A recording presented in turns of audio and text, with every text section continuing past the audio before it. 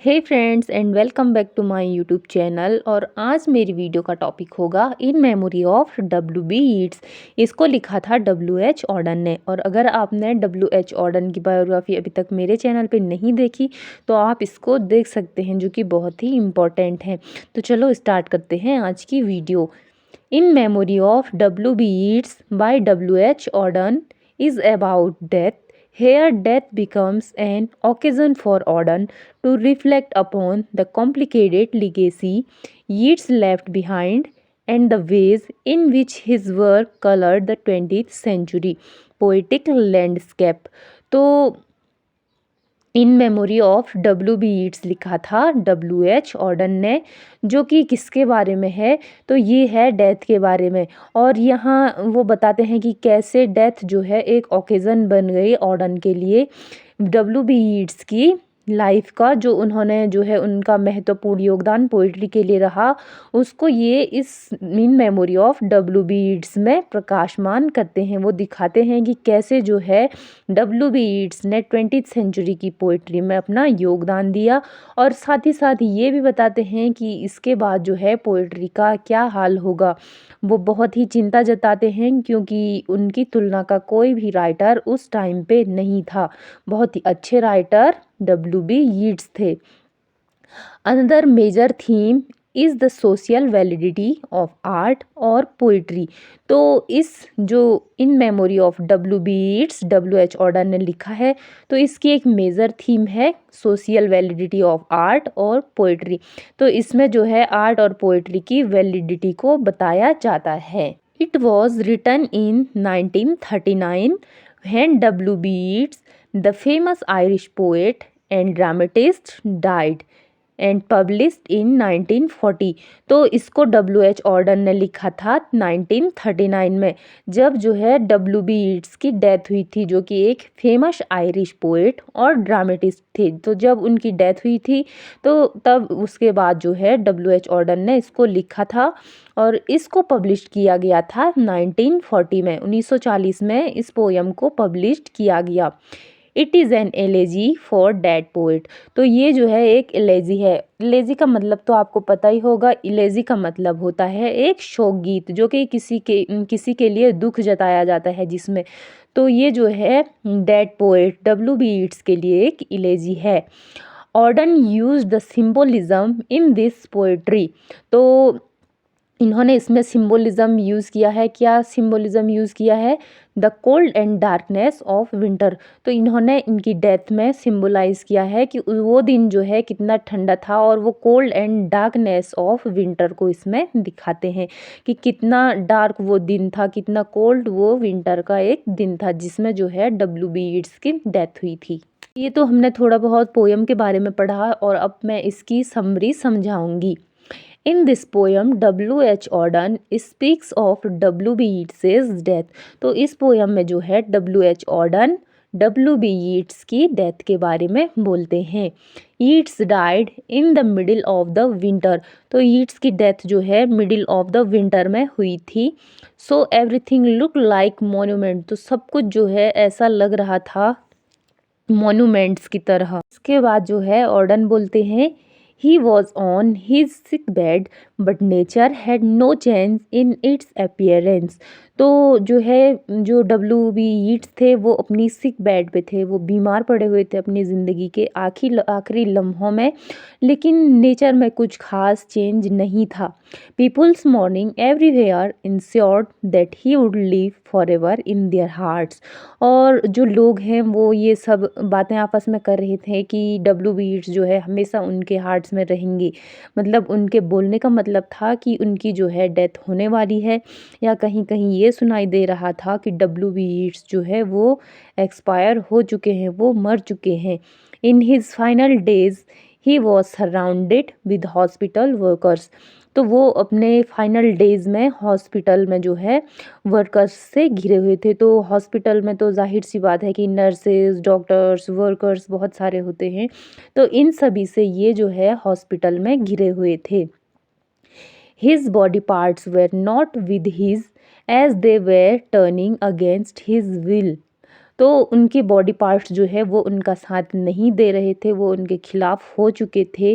As his health was failing, और उनकी health जो है वो फेल होती जा रही थी, बिगड़ती ही जा रही थी। His mind went blank and quite, और उनका माइंड, उनका दिमाग जो है वो खाली और शांत होता जा रहा था। And then his nerves and blood stream stop, और फिर उनकी नर्व्स और ब्लड स्ट्रीम्स ने जो है काम करना बंद कर दिया, वो स्टॉप हो गई। ही डाइड फिजिकली, और वो जो है मर चुके थे। But he lived in people's heart and in the emotions, और वो अब मर चुके हैं, वो उनकी डेथ हो चुकी है, लेकिन जो लोग, उन लोगों के दिल में उनकी जगह है, उन इमोशंस हैं उनमें, वो हमेशा जो है जिंदा रहेंगे, ऐसा जो है W.H. ऑर्डन बोलते हैं। His admirers would never forget him, and they would consider his death as a notable event. और जो उनके एडमायरर्स हैं, उनके प्रशंसक हैं, वो जो है इनको कभी नहीं भूल पाएंगे, और वो जो है इनकी डेथ को कंसिडर करते हैं एक नोटेबल इवेंट के रूप में। फिर जो है इसमें W.H. ऑर्डन अपने बारे में बोलते हैं। He remembers his words and says that you marked our follies in your works. तो फिर जो है W.H. ऑर्डन बोलते हैं कि आपने अपने वर्ड्स से जो है मार्क्ड किया है हमारी फॉलीज को अपने वर्क्स में। You wanted us to live peacefully, आप चाहते थे कि हम जो है पीसफुली रहें, शांति से रहें। But nothing changed even after your death, लेकिन आपकी डेथ के बाद भी जो है कोई खास परिवर्तन नहीं आया है। तो यहाँ पे ये W.B. यीट्स के बारे में बोलते हैं ऑर्डन की। ऑर्डन कि जो है W.B. यीट्स ये चाहते थे कि जो लोग हैं, जो पीपल्स हैं, वो सभी जो है पीसफुली जिएं, पीसफुली रहें, शांति से अपना जीवन व्यतीत करें। लेकिन फिर ऑर्डन कहते हैं कि आपकी डेथ तो हो चुकी है, लेकिन फिर भी लोगों में कोई परिवर्तन नहीं आया है। Your poetry could not change all of us, और आपकी पोइट्री जो है इन सबको जो है चेंज नहीं कर पाई। Now when you are buried, और अब जब आप दफन हो चुके हैं, एवरीथिंग सीम्स डार्क, और सब कुछ जो है ऐसा लगता है कि डार्क सा।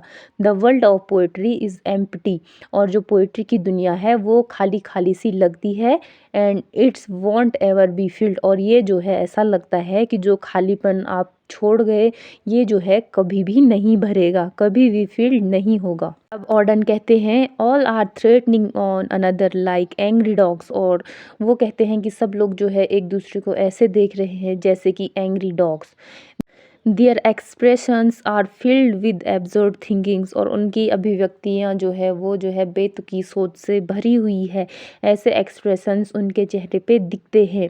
There is not enough kindness and compassion in their eyes, और उनकी आंखों में जो है कोई भी दया का भाव नहीं है, ये सब जो है नष्ट हो चुका है। काइंडनेस और कंपेशन लोगों की आंखों में उनको नहीं दिखता है। Auden thinks that his death is nothing but a failure to make people conscious, और ऑर्डन को जो है ये लगता है कि W.B. यीट्स एक विफलता है जो लोगों को जागरूक करने में विफल रही, इसके अलावा कुछ भी नहीं है। तो एक विफलता जो है ऑर्डन उनकी डेथ को मानते हैं। फिर वो कहते हैं it is a failure of humanity, और ये जो है ह्यूमैनिटी की विफलता है, मानवता की एक विफलता है। एंड ए टेरिबल डिज़ास्टर, और एक भयानक आपत्ति वो जताते हैं। There is emotional struggle everywhere, और हर जगह जो है इमोशनल स्ट्रगल है। Even the most joyful things have turn into sorrow, और यहाँ तक कि जो जॉयफुल चीज़ें हैं, जो आनंददायक चीज़ें हैं, वो भी जो है सॉरो, दुख में जो है बदल चुकी हैं। It was also the same year in which the World War II started, और ये जो है सेम वही साल था जिसमें जो है वर्ल्ड वॉर सेकेंड स्टार्ट हुआ था। It was full of violence and blood bath, और ये जो है फुल ऑफ वायलेंस ये टाइम था, एंड खून खराबे इस टाइम पे बहुत सारे हो रहे थे। The tragedy turn into double, और ट्रेजिडी जो है वो डबल हो चुकी थी बिकॉज यीट्स डेथ, क्योंकि डेथ जो है W.B. यीट्स की हो चुकी थी, तो लोगों के लिए ये जो है डबल ट्रेजिडी हो गई थी।